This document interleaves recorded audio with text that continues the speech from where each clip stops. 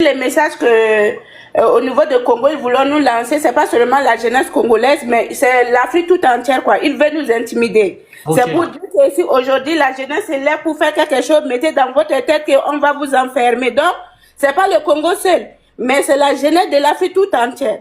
Donc aujourd'hui, ce n'est plus le Congo. Nous tous, on doit s'élever. Et ce que moi, je voulais souligner ici, vous voyez, nous les Africains, quand il y a quelque chose comme ça, au début, on va se motiver et 2 jours, 3 jours, on abandonne.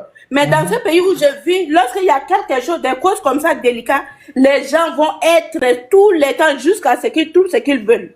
Mais en Afrique, aujourd'hui, demain, c'est fini. Donc pour moi, comme tu as dit tantôt, j'appelle vraiment tous les TikTokers, tous les panafricains de se lever. Pour moi, aujourd'hui, quand je dis je suis panafricain, c'est pas mon pays d'origine, quoi. C'est l'Afrique tout entière.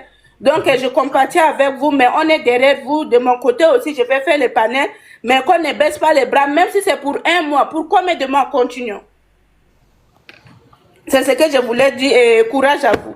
D'accord. Merci beaucoup, ma sœur. Merci. On est toujours ensemble. Toujours, on va se mobiliser. On est toujours ensemble. Toujours, on va se mobiliser. On va pas se fatiguer. Donc, je vous informe que Constant Moutamba, il est en résidence surveillée dans la commune d'Egombe. Donc voilà, c'est ça l'information à ma position. Donc dans les prochains jours, nous allons mettre en place un mouvement. Nous n'allons pas laisser une aperçue, comme certaines pensent que non, bah on est fatigué, etc. Non, pas du tout. La jeunesse, elle est toujours mobilisée, elle est toujours debout. Donc toujours aux aguets. Et là, nous allons maintenant coordonner les actions. Bah, déjà à la base, à la diaspora ici, c'est l'opération zéro politicien comme en Europe, c'est-à-dire zéro présence des politiciens ici en Europe. Donc on va signaler la présence de tous les politiciens congolais qui vont s'aventurer de venir ici en Europe. Ils seront bien tabassés, s'il faut le dire. Donc voilà.